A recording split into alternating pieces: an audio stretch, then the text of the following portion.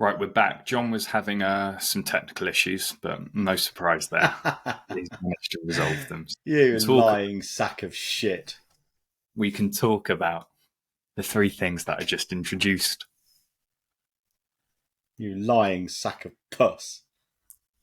Am I lying, Jonathan?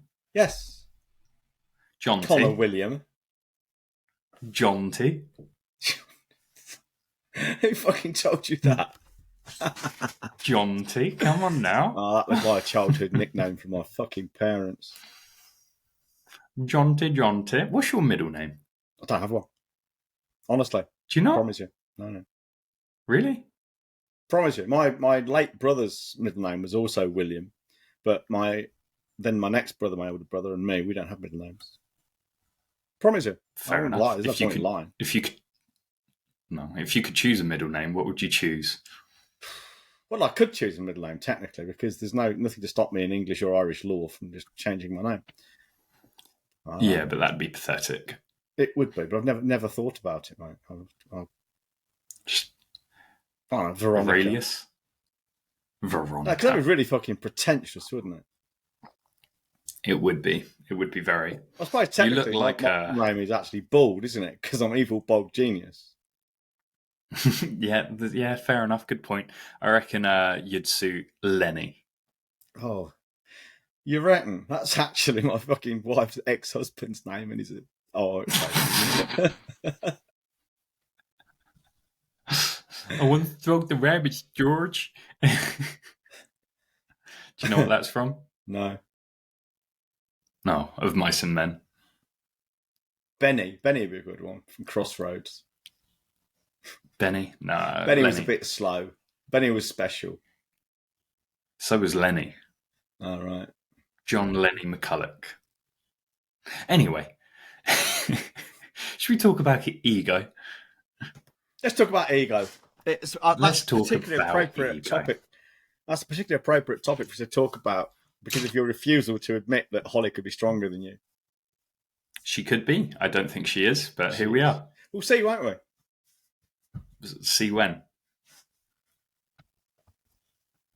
How about at Elite? We can have a lift off. That training room is shit. There's not even a. Oh, here we go. I could do it. I could outlift her, but it's a shit training room. What a load of fucking knob that is. I'm just saying they don't have the material. Dude, the weights they've got in there are far too much for you. Those 10-kilogram vinyl weights. You could struggle with those. No, they don't even have a barbell, I don't think. I don't think they do they? It's just dumbbells. It's a shit gym. It is. It's a shit gym. And it's always warm in there. Well, that's no bad thing necessarily. Because it you don't want it too cold.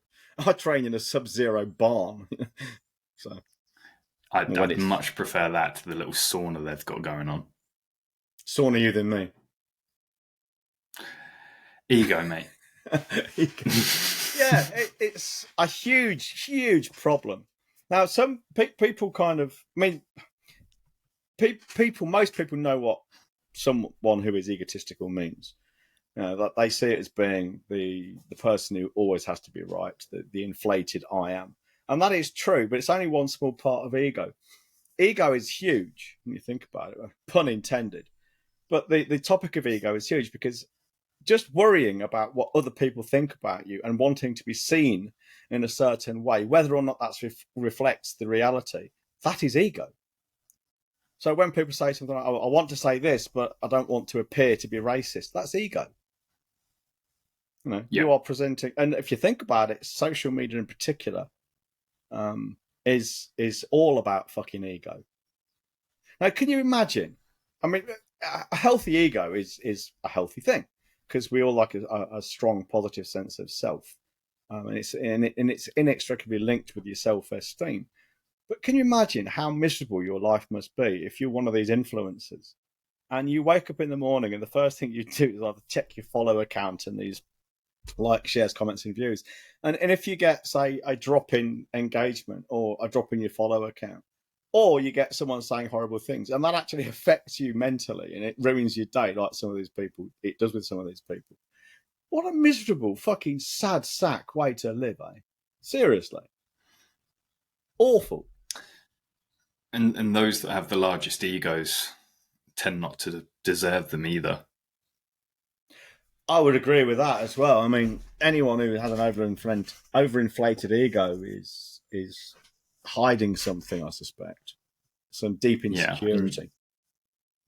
Typically, if you want to get to the top of the mountain, regardless of your job role, position, industry, you only get there by at some point shedding your ego and embracing objectivity. Yeah. I mean, people are surprised to learn I don't have a massive ego. They assume I do because I'm forthright. But I can't even bother to argue with them. I don't need to, you know. But it's a typical trait, isn't it? You see a business owner who's very strong in their opinions, has success. They think, I must have an ego the size of a planet. Well, there's a difference, isn't there? You think about it, between being forthright and believing what you say, and not being afraid to say it, and then there's a difference between that and then assuming that you are absolutely correct all the time. Yeah. I mean, the two things can go together, but they don't have to. Now, anybody who bothers to look at anything I do will realise I actually often say either I don't know or I could be wrong. And if I am wrong, then I've got no problem. I don't see being wrong as being a reflection of me as a human being. What would be a reflection of me as a human being is being wrong and refusing to accept it or admit it. Well, that's the trouble with the ego. And you could almost say the size of your ego is directly correlated to how much you care about how you're viewed. So, for example, definitely. middle managers, they know that their job is largely pointless and they are essentially the slave driver. So therefore, if someone below them comes up with a good idea, that's a challenge. And even though the truth might be that it's a fantastic idea, will help the company, will help everyone all involved, their ego just stands in the way and goes, absolutely not. Get back in line. When I was in corporate Britain, that kind of attitude was called not invented here attitude. Meaning if it wasn't invented within the team, if it wasn't invented within the team, it wasn't any good. We wouldn't touch it. I had one manager once, and I promise, I swear I'm not making this up. Now, if you're not a programmer, you might not realise how important this is.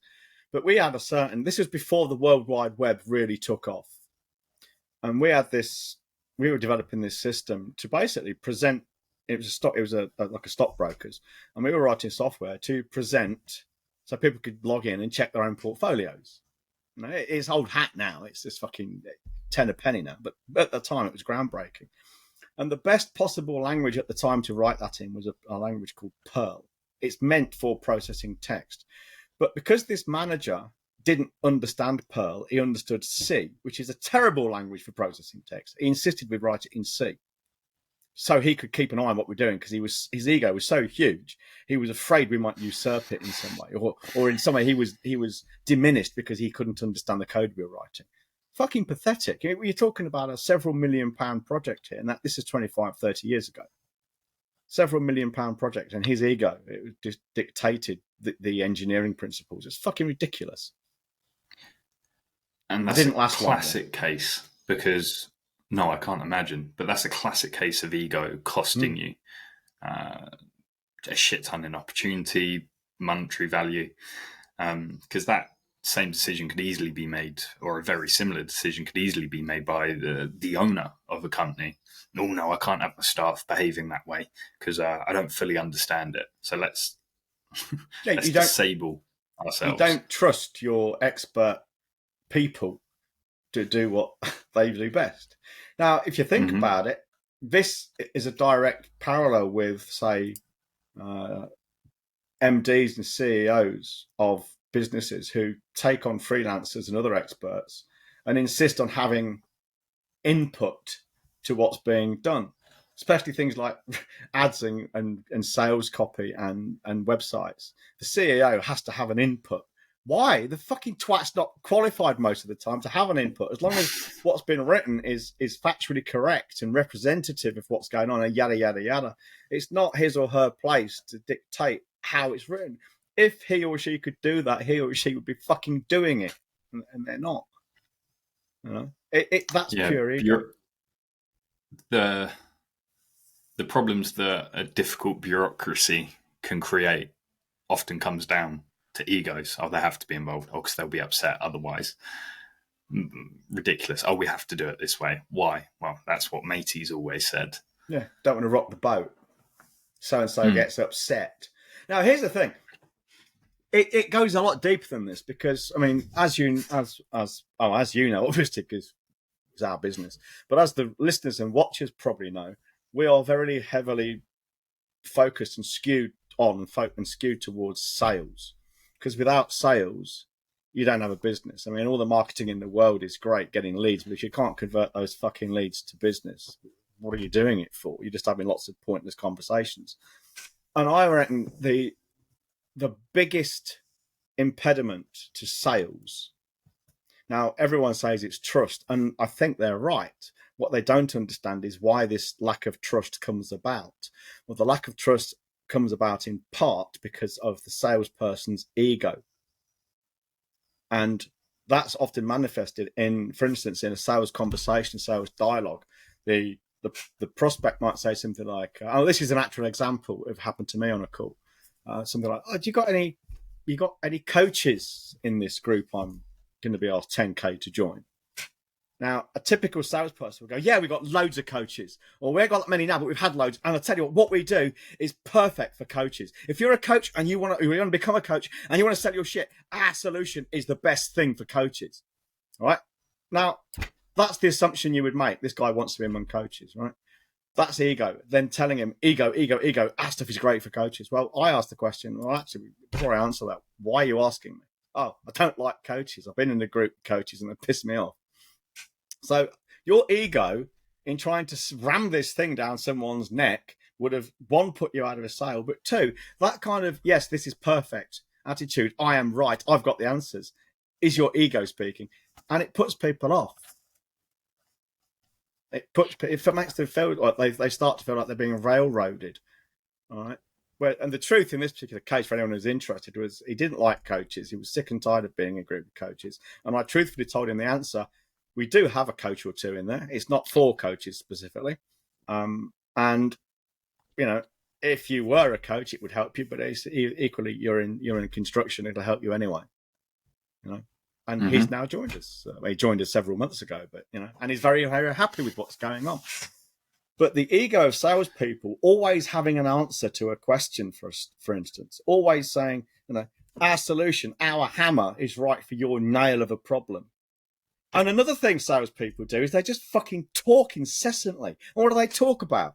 They talk about themselves. And if they're not talking about themselves, they're talking about the product or service. If they're not talking about the product or service, they're talking about how they can solve their problem. What they're not doing is stopping to think and listen and say, what does this prospect actually fucking want? If I ask questions, I might look stupid. If I look stupid, they might not buy from me and I'll be diminished in some way. That's where most salespeople go comprehensively fucking wrong. To anyone in the world of sales, it's mainly business owners listening to this, so you're in the world of fucking sales whether you like it or not. Yeah. Each question that gets asked of you or your sales team, you have to think of it as almost like an iceberg. And you can just see the tip. That's all you can see. Most salespeople, they just address the tip. As John just said, is there any coaches in the group? Yeah, we've got loads of coaches. Off they go. On to the next tip of another iceberg. But you've got to slow down and really listen and figure out the fucking size of this iceberg. What does it mean? Well, how's that going to impact where the rest of that sales call, sales journey is going to go? That desperation to have all of the answers, as you know, John, it comes from childhood. Yeah, absolutely. Yeah. But you think about it, when you're a kid at school and a teacher asks you a question, you have to answer it. Even your parents ask you a question, you have to answer it. But then if uncles and aunts or some fucking remote relation, or worse, just a family friend meets you in the street. Oh, there's little Johnny. I haven't seen you for a long while. What are you doing now? And you go, "Sat there." And your mum goes, "Answer the man." You know, we are taught from a very early age to answer people, and it's made worse because we're taught to answer people in a position of authority, whatever that's supposed to mean. And most business owners wrongly see a prospect as being a slightly senior figure because they've got money in their pockets you want in yours. It's completely the wrong way to look at it, but that's what you do. You're going down this fucking rabbit hole and you don't even know you're doing it. And now I've often said the chains that bind us the tightest are the chains we don't know we're wearing. And this slavish answering of questions and this slavish feeling of subservience to prospects and clients is ingrained in business owners, and they don't even know it. I know it. It doesn't happen to me. It doesn't happen to you. It doesn't happen to our clients. But it happens to people who don't work with us or people like us. Would you say that the opposite of ego is humility? I'd say it's probably the opposite of part of ego, yeah. So if it was on a scale, there'd be raging ego one end and humility on one. I don't think it's that simple, though, because can people be humble yet still have a big ego, maybe, in some respects? Or can you still have a no, you can't, I don't suppose. But can you have a healthy ego yet still be humble? For instance, how would you define healthy ego? Okay, yeah, well, this is a really good question. Let's take someone who's a 10th Dan in, say, Brazilian Jiu-Jitsu. He is, whoever he is or she is probably a very humble person because he or she can afford to be. you know? But that doesn't mean to say they don't have a healthy ego, meaning they can walk anywhere they like and they won't be intimidated or bullied, browbeaten or badgered. Is that just competence, though? Competence in what? I mean, I don't think this is a question we can answer easily. This is the kind of question I think Socrates himself would have revelled in and tied you up in knots because it's very hard to define. And we're certainly not going to do it. One, I don't think I have the skills anyway. And two, this is a podcast that's going to be around for about 50 minutes, 40 minutes. Certainly worth thinking about. This is the sort of thing. This is the sort of thing that when all of our clients have fucked off home and we get that rare moment where it's just you and me, which is increasingly rare. And we sit there with the Jamesons and we chat shit for 4 hours. And we go, that was great. We should do that for a podcast. Then we sober up and we're like, no, that'd be terrible for a podcast. Yeah, you're revealing all our secrets. Oh. And another thing about ego, and salespeople is they don't want to hear no. That's right. Because what they do is they take, they can't. And I've had people say this to me, because on my calls, people are very candid because that's part of the rules. You don't have a call if you're not telling the truth. And they've admitted to me. They say, I don't like being told no because I feel it's like rejection of me. And my question is, are they rejecting you, or are they rejecting what you're offering as a solution to their problem for whatever reason? And can you not, are you unable to divorce the two? And they'll say, yeah, I can't. Well, I find that baffling. But you can almost take it one deeper as well. That they've rejected the current presentation of the offer. Yeah. Because that's all they've got. Like, yes, the offer's the offer, but there's a difference in style and substance in a way you can present an offer. Yeah. So they haven't, in a way you can argue, they haven't even rejected the offer itself always. They've just rejected the presentation of it. Yeah, and you're right, that damages people's egos because it's tied to their self-worth and they now feel incompetent, which is another reason why they always feel like they have to answer questions, because we've always been told, the man who has all the answers, is the competent one. You go to the doctors, you'd feel rather incompetent if the doctor, you'd argue that some people would feel rather uncomfortable if the doctor started saying, I don't know. But I would argue on the contrary, it's refreshing that a doctor would say, I'm not sure about this. Let's talk to a specialist, rather than just getting their dick out and, spraying jizz everywhere. And I'm meant to be going for a more professional manner, and I just said that. Well, it's quite interesting. I took my cat to the vet last Sunday, as you know, and it had to be put down because he'd been poisoned, it looks like. And the vet was doing exactly that. I was saying, he said, look, just looking at him, his chances of survival from this are very, very poor. I said, well, what's wrong with him? He said, I don't know. He says it could be lots of things. It could be an injury causing fluid buildup in the abdominal cavity and the chest, sorry, the pleural cavity, so he can't breathe. It could be something in the lungs. I don't know. He says, but what I do know is he needs to be on oxygen because he's otherwise, he says he could even die before we get this set up. He's really bad. And we went back and forth, and I found it on one level. I found it really frustrating because I wanted to know what was wrong with him, but I also understood. I wasn't getting angry with the vet or anything with the vet. I was frustrated at the situation, and I says, well, if his chances of survival are very poor, he's in distress now. Let's just put him down. So the vet took him away, and he actually died before he got the cannula in to inject him. Fluid came out of his lungs. It was I can't remember what they call it now. It was fluid on the lungs.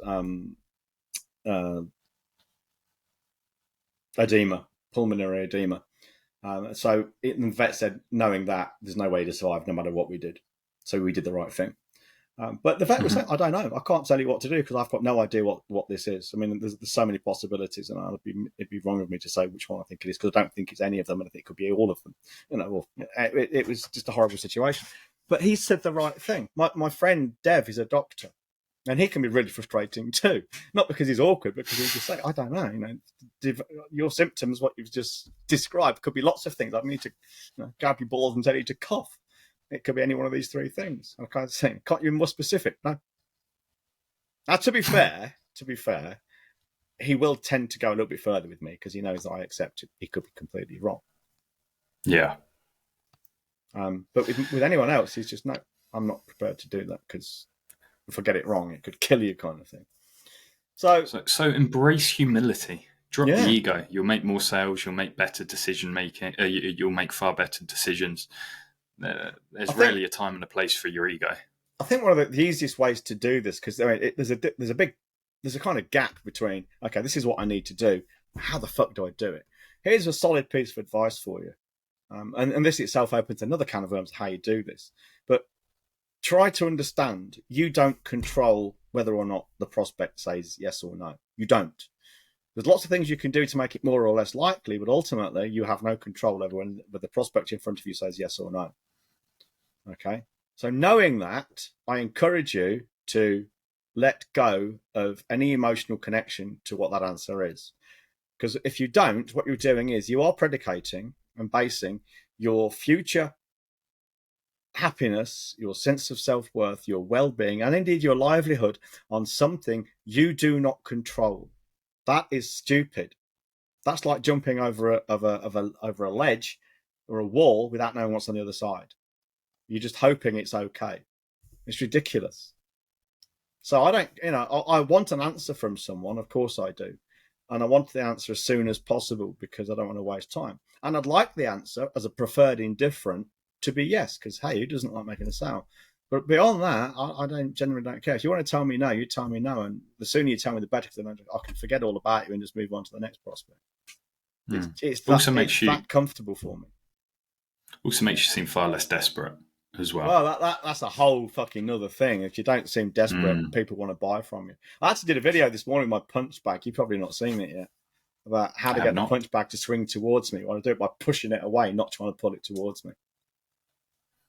I'll send you the video. We can even send it over. Yeah. It's the same with your prospects. Push them away, they'll come back far harder. Treat them mean. If you push them and they just drift away, never to be seen again, you've saved yourself a lot of time and effort and a lot of time chasing up your pipeline.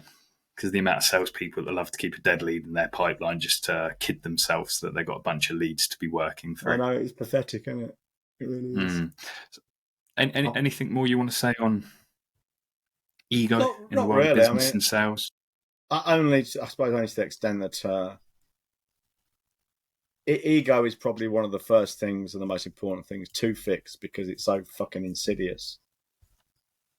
And it's all encapsulating. It just gives people some examples that probably resonate with all of them.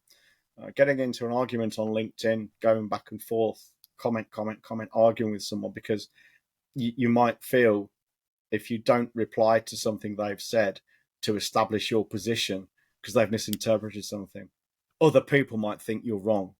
That's pure ego. Why do you care? Random strangers on the internet who've misunderstood something you've said and you're worried about it, that's a huge example of where ego will keep you sucked in to this fucking swamp of social media and stop you from doing what you really want to do. So we spoke about the problem of ego. I now want to talk about some characteristic traits of successful business owners, and I think the best place to start, because it does tie in with ego, is extreme ownership. I'd say, yeah, extreme ownership and resilience, they go hand in hand, don't they? Oh, certainly.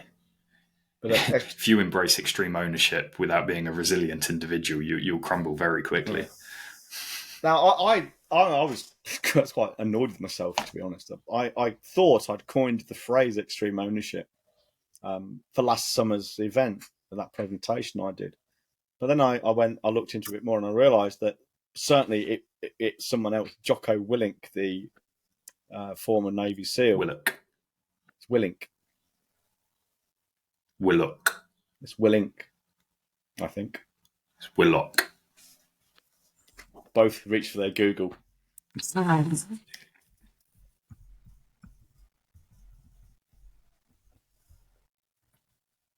Willink, thank you. Oh, I'm getting confused with Joseph Willock, who plays for Newcastle. Yeah, because he was a former fucking Navy SEAL, wasn't he? For fuck's sake, Connor. Anyway. Hey, one's black, one's white. Yeah, they're absolutely nothing like each other. One's a black footballer. I know. One's a black English footballer. And the other one's a fucking white ex-Navy SEAL. Other than that, they're the same person. I've never seen them in the same room at the same time together. Fucking twat. Oh, me neither. Oh, God. I've got a bit of red there. That's hilarious. Well, that's your ego, mate. Jocko Willink. Ego flame. Can't be seen very to be red, haven't you? Oh, you're nice and warm here. So, Jocko Willink. He at least used the phrase extreme ownership before I did, and probably other people too. I'm going to think about it. It's not a difficult phrase to come up with. But that's not the point. You know, where it's due. The point is, I learned that the discipline of extreme ownership when I first read a book by a guy called Robert Ringer. I can't remember which book it was. But Robert Ringer, the libertarian author, probably about 15 years ago. It was certainly before I moved here. So, and he tells it with a story where he's having some people in to do some decorating on the outside of his house, painters, and they drop a ladder on his car, and it makes a right fucking mess of it, as you'd imagine. And he basically tries to say, you need to pay for my car, and they just said no. So he tried to sue them, and he kind of goes through this long story of how he's trying to nail these bastards down, and they're really slippery, trying to get them to pay for his car, these painters. And I think they might even counter-sue him for leaving his car in the way, that kind of, this is America. And then he says that in a moment of clarity, he realised he was spending far more than it would cost to fix the car, just because he wanted to be right. That's it. Little bit like people who argue about a 6-inch strip of land between two houses, and they'll spend hundreds of thousands of pounds about where the fence post should be, or which side of the fence post the fence should sit, that kind of thing. Who cares? Well, that's, again, classic ego. And he says, in that moment, he just thought, fuck it. Well, he didn't swear, but he says, I realised I was wasting my time. So from that moment on, he says, I've taken responsibility for everything that happens to me. And even if it's not my fault, if it's someone else's fault, there's no point in chasing them necessarily. I mean, there might be sometimes a case of reparations in the courts, but for the most part, let it go and focus on fixing it, because it'll cost you less in the long run. And also, it gives you a better sense of control. And again, going back to Dev, my doctor friend, he says sometimes people come to him with the most awful diagnosis, because he's a cancer surgeon, you know. It comes to him with the most awful diagnosis, but once they know what it is, and then they have choices to make about whether it's chemo, surgery, both, or nothing, basically, they feel a lot better. It doesn't change the situation or even the outcome materially. You know, maybe they're going to die anyway. It's just like when and how. But as soon as they accept responsibility for it, for making a choice, and they have some control over what happens next, they feel better. And you'll find everyone listening to this, you know, any situation that might come up, the worst thing you can do is sit there feeling helpless. Just taking action, no matter how futile and pointless it might be, leaves you feeling better because there's some agency there, or at least it feels like it. And of course, once you start making choices and taking action, things might happen to lead you to better choices, better decisions, better actions. If you sit there waiting for something to happen to you, but you feel like shit and it just happens anyway. I often hear business owners talk about, wish I had more control on a certain situation, but it's out of my hands. This is happening to me. Oh man. Which is completely and utterly the incorrect response. Take responsibility for all the shit that's happening to you in your company. Oh, what am I meant to do? My staff are useless. You fucking hide them, you daft cunt. Yeah. They're your responsibility. The way they behave whilst employed at your company is your fault and your responsibility. Oh, can't control people. Ugh, ridiculous mindset. Never adopt that victim mindset. It's a terrible one to have. No, it's like people who've got dogs, right? Now, dogs can be house trained, but sometimes even a well-trained adult dog will have an accident. Maybe you leave it for too long, or it just gets caught short. Come downstairs to a turd in the hallway or a piss on the floor. There's no point whatsoever in shouting at the dog and blaming the dog. The dog has got no idea why you're shouting at it. All it does is make the dog feel like shit because the dog wants to please you. Look at yourself and say, well, actually, maybe I should have not given it so much water before bedtime. Maybe there's something wrong with the dog and I need to go to the vet. Or, I tell you what, I'll just clear up the mess. How about that? There's no point. It's like hitting children. I like to see things like that. I like to see things like that. And I say this to Tamsin all the time. It's the cost of the spoils. You get all the spoils having a beautiful companion in the shape of a doggy. The cost is they might piss or shit on the floor every now and again. And is that a fair trade? 9 times out of 10, yeah. So then it's just the cost of the spoils. Cost of the spoils. It's going out for dinner. You get brought the wrong thing. Oh, well, I chose to go here. I like going here. It's cost of the spoils. Got a choice to make now. I can either send it back, but whatever I do, I'll do it in a pleasure manner. This slight inconvenience is just the cost of the spoil of eating out. And that's all it is, isn't it? A slight inconvenience. That's all it is. It's the same as... Someone brought you the wrong food. First world fucking problem. I remember when my eye essentially exploded after being hit with a football, which is ridiculous. A size 5 football somehow managed to avoid my eyebrow bones, my nose bone, my cheek bones, whatever this part is, and managed to hit me right in the corner of my eye. Fuck knows how. Good shot. I'd like to shake the hand of the man who did it. He was actually my best friend. Oh, so which told is you. weird because it was a team of 20 odd players and I only had one friend in the whole team of wankers looking back, and he was the one who did it. Anyway, the surgeons were so shocked that they thought I was lying. They said, you can tell us the truth. We don't care if you was in a fight or something. I said, no, a football hit me. And they went, oh, was you playing with like a small tennis ball? I was like, no, a size 5 football hit me. And they just couldn't wrap their heads around it. They were like, wow, the odds of that, you're so unfortunate. And rather than getting upset with my best friend, who was inconsolable, as you can imagine at the time, we thought I was going to lose my sight, rather than getting angry, why me, this, that, and the other, it's the cost of playing football. You're going to get injured. How can I be surprised when I get injured? It's my fault. Yeah, it's people are very big on mental health these days, to the point it's fucking irritating. But the one thing they don't want to do, many of these people, is take responsibility, which requires that dirty word, resilience, because then it's victim blaming. Yeah. Now, let's take a really extreme example of resilience. Women get raped, say, and we see it all the time. And I'm not. And again, when I start talking like this, people will say, "Oh, so you think it's okay to rape people?" Real Kathy Newman stuff to Jordan Peterson. Roll your eyes. No, that's not what I'm saying. Women get raped, or people get their children get killed by drunk drivers. These things, awful things happen. They really do, and it's fucking tragic. And they never should, but they do. when that happens to you or to someone you love, you have one choice: what you do about it. Now, some women, some people, some parents, they will spend the rest of their lives saying, so and so ruined my life. This is what they did, and my life has been ruined. And they might be like that for, I don't know, 30, 40, 50 years and die. I know someone who had an abortion at 15, and her parents basically said, well, we're not supporting you to have the child, so it's up to you.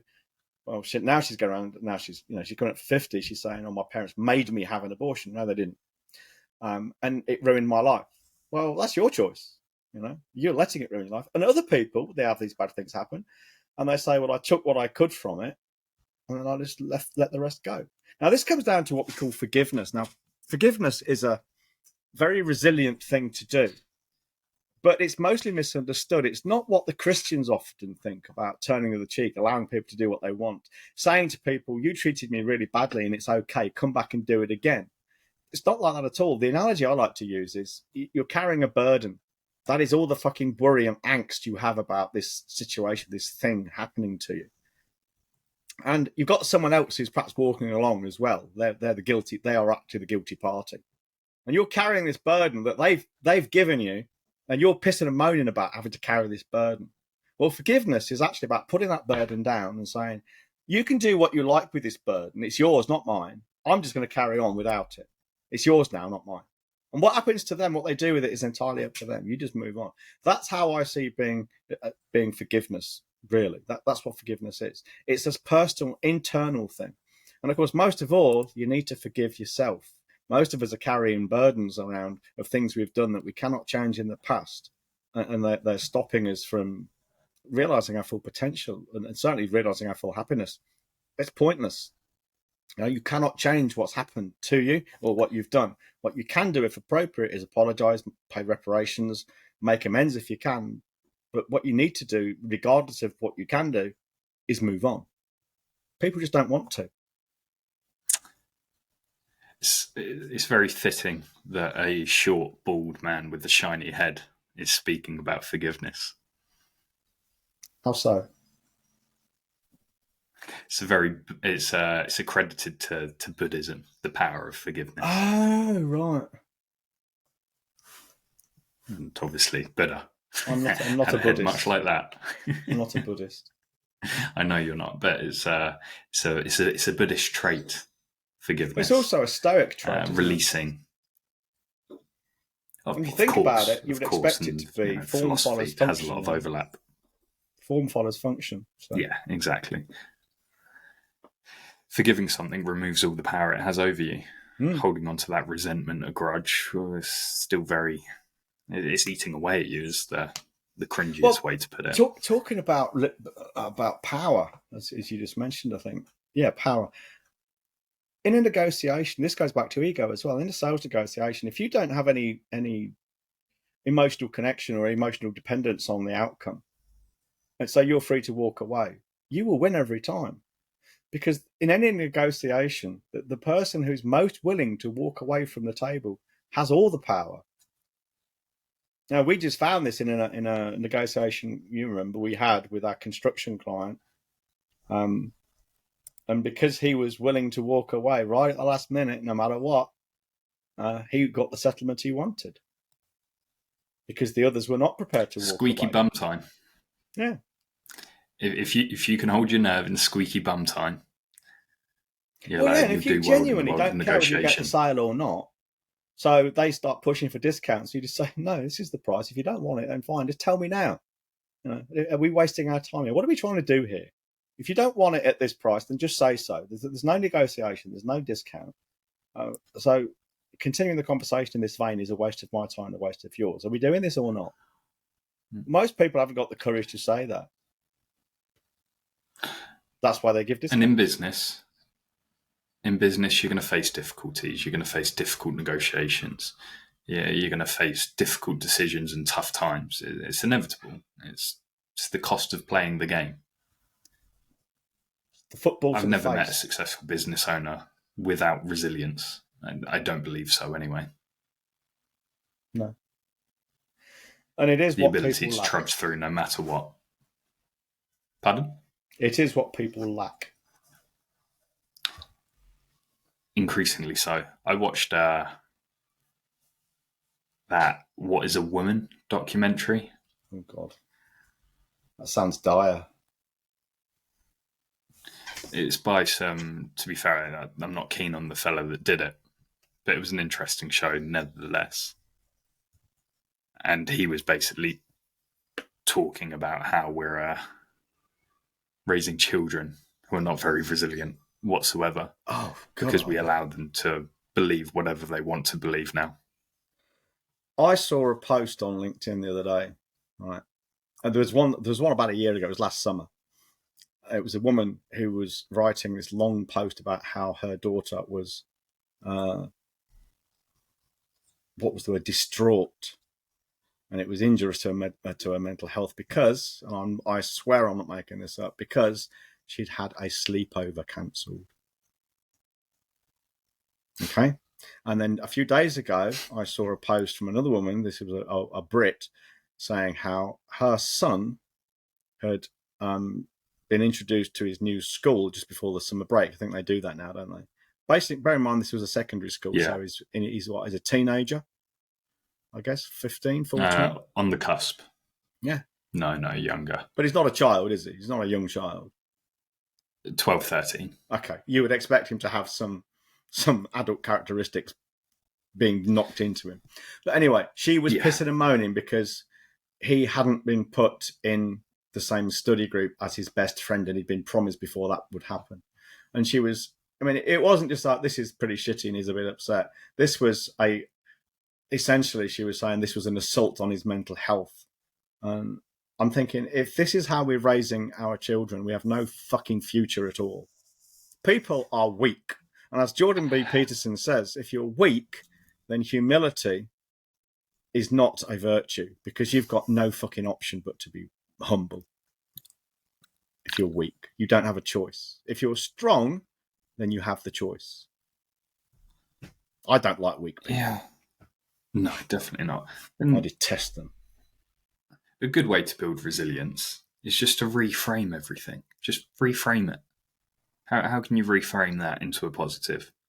Oh, my child's now going to make more friends because he's not going to be just snogging his best mate and not talking to anyone else.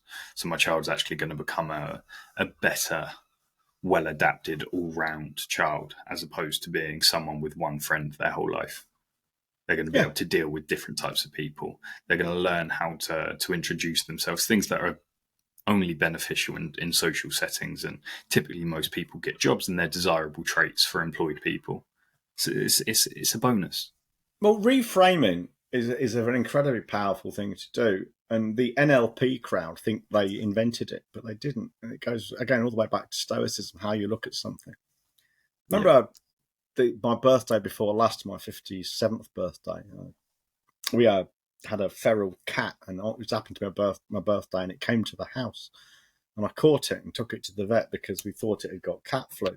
Turns out it had got a fucking great big tumour in its face, so they put it down. I got a history with cats at that vet. That's 5 now. Suspicious. And people were saying to me, what an awful thing to happen on your birthday. And I says, well, no. I says, what actually happened was I was able to stop a fellow creature's suffering because it was in agony. How it survived for that long with a fucking tumour in its face, I don't know. But the vet said it must have been suffering terribly. Well, I got to stop that from suffering further. You know? It's the same situation. It's just how I chose to look at it. And you didn't have to get a chicken on the way home for dinner. No, absolutely. And my fleshlight got a few days off too. And the missus got a new scarf. So yeah, win, win, win, win.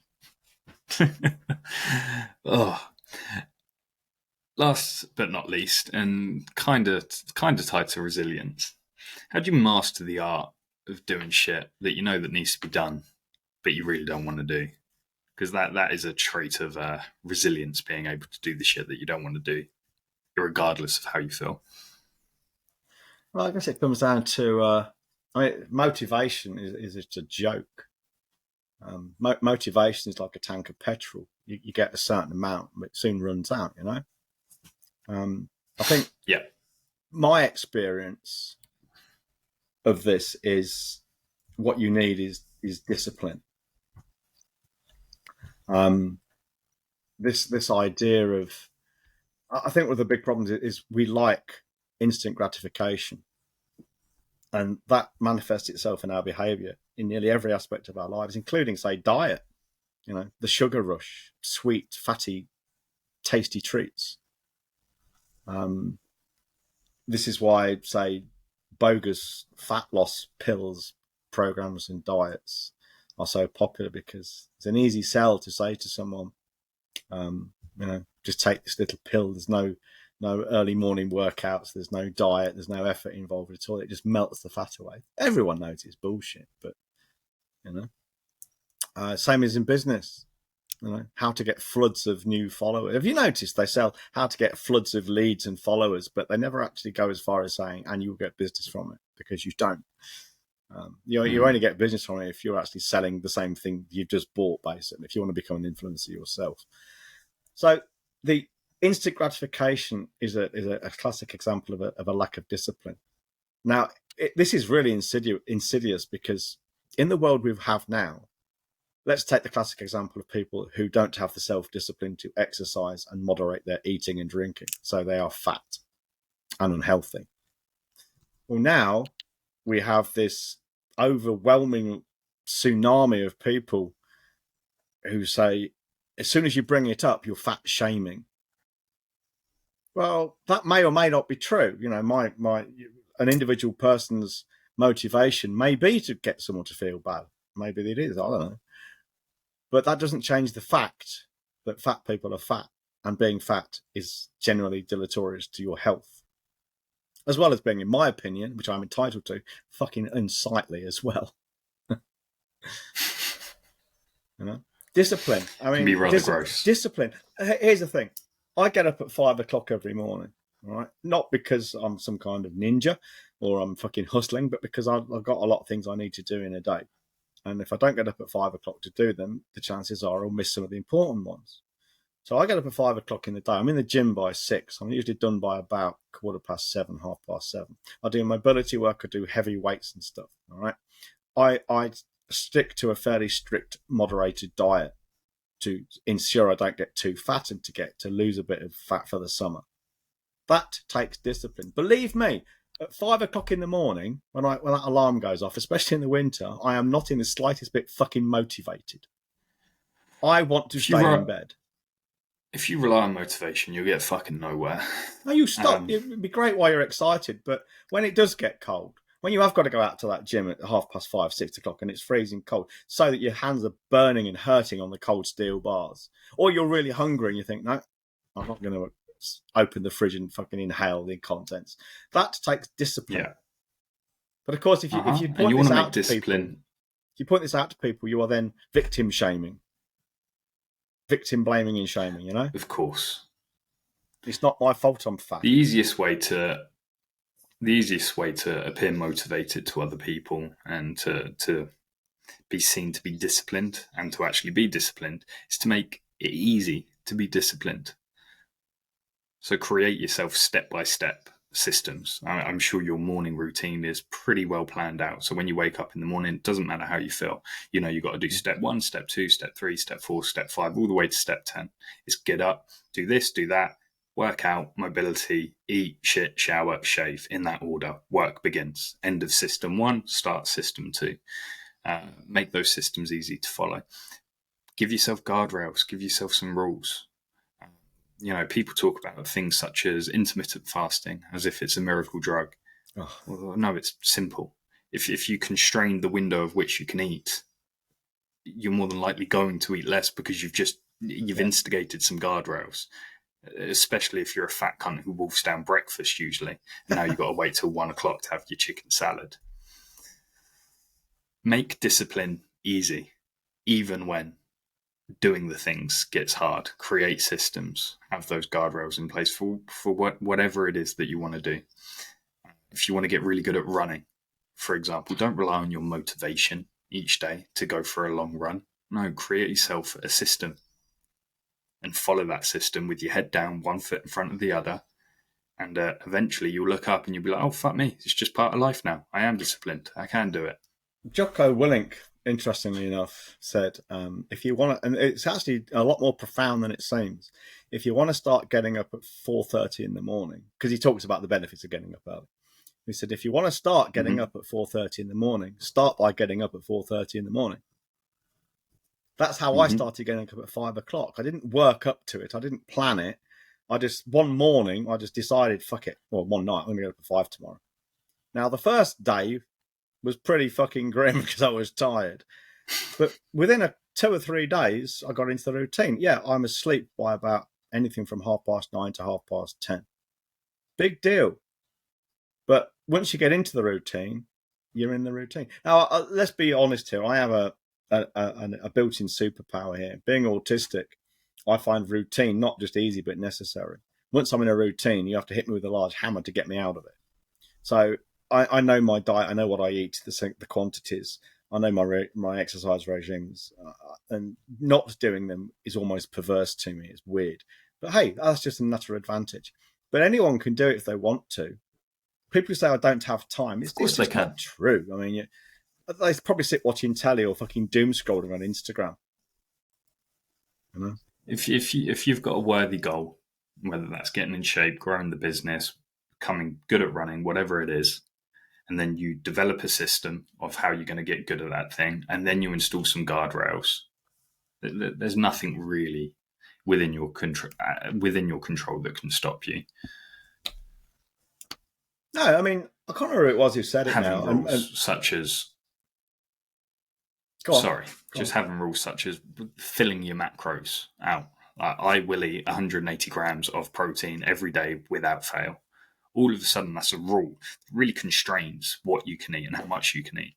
And if your goal is to lose weight, you probably will by introducing a guideline such as that. And then you've got the step-by-step process of, all right, every day I get up and I go for 10,000 steps. Midday, I go to the gym, and you've got the system, you've got the guardrails. It's almost impossible to fail. The only thing that will get in your way is whether you really care about the end goal or not, or you might just be hopeless. Yeah, I mean, people can make excuses for not doing all this kind of stuff, and that's all they are.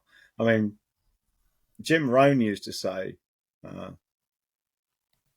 it's these things are easy to do, but they're just as easy not to do, and it's true. There are times it would be just so easy to close my eyes and roll over and cuddle up to Mrs. EBG and pretend the world ain't there. But I don't, because I know I want to stay lean. I know I'm 58 now, closer to 59. I've probably got 5 or 6 years to get to my what's now going to be my peak fitness and muscularity and all the rest of it. After 65, objectively, you start to lose it. There's nothing you can do. After 75, you go off a cliff. So it's a bit like an aeroplane. The higher you get that plane, the more leeway you've got when the engines run out. The more choices you've got. If you're at 1,000 feet and you lose the engines, if you're at 1,000 feet and you lose the engines, you're in trouble, real trouble. If you're at 10,000 feet, you're better off. If you're at 37, 40,000 feet or something like that, you've got a lot of leeway, a lot of wiggle room before you hit the ground. Well, that's how I see it. So I've probably got another 6 or 7 years tops before I go into an inevitable decline. So the higher I can build my peak, the slower that decline will be. And of course, the harder I work during that decline, the slower it will be. All right. But that takes discipline, that takes work, that takes effort. It won't happen if I just say, okay, I don't have time, too tired. These are all personal choices. Don't get me wrong. I ain't going to criticize anyone for doing it. But, it's the blame equation. Choices plus actions equal consequences. If your business is shit, if your health is shit because of choices you've made, you know where you're going to find sympathy, don't you? Between shit and syphilis in the dictionary. What people would look at you from the outside, and again, it's like an iceberg. They just see the tip. They'll just say, John's just disciplined. Easy, but really, they don't see the worthy goal. Yeah, it's easy for him, but they don't see the worthy goal that you've clearly laid out for yourself. Right, I want to be in tip-top shape for as long as I possibly can because I want to be able to enjoy, the end of my life as much as possible. So you got a worthy goal. You've then educated yourself and continuously educated yourself and built a system of like, right, I've got the worthy goal. Now, what's the system? What's the daily steps I need to take to make sure that happens? You figured that out. And you then, I've got no doubt, I don't know the details, but I'd be surprised if you told me I was incorrect here, but I imagine you've got certain rules and guardrails that keep you on track every Absolutely, day. of course I have. I imagine you've got your macros, your calorie restrictions, your times of day where it's like, right, I will work out at this time of the day and I will do this before I sit at my desk. 6 in the fucking morning. 6 in the morning, yeah. This cunt sends me fucking videos of him eating chicken pitters for breakfast. Awful stuff. Awful stuff. But that's all you've got. After workout, I have my post-workout meal. Doesn't matter if it's 6 p.m. or 6 a.m. and that's going to be chicken in a pit with a certain amount of mayonnaise. And that kind of ties us around nicely.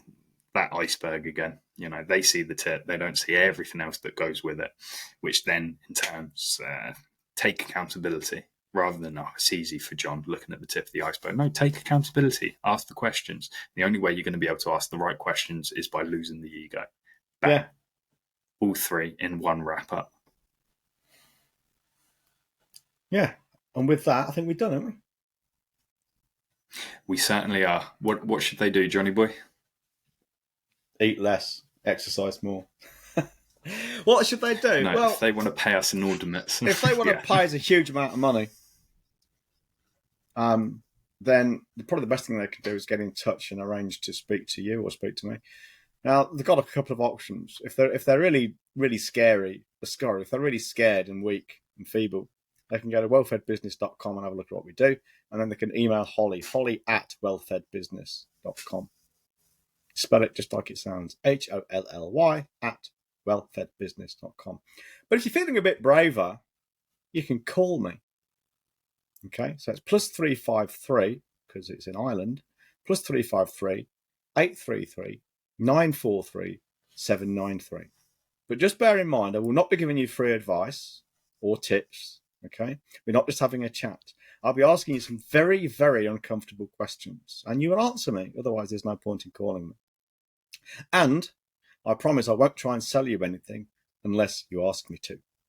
Now, just to save us perhaps some time, okay, our personal consultation starts at £1,500 sterling, and our mastermind start at £10,000 and go all the way up to £65,000, and consulting is even more than that. If all of that is out of your reach, even at the low end, then again, just don't call me. There's no point. It won't go anywhere. And I will establish this fact in the first few minutes of our call. So, as Clint Eastwood once says, are you feeling lucky, punk? Or did he say, well, punk, are you feeling lucky? I'm not sure.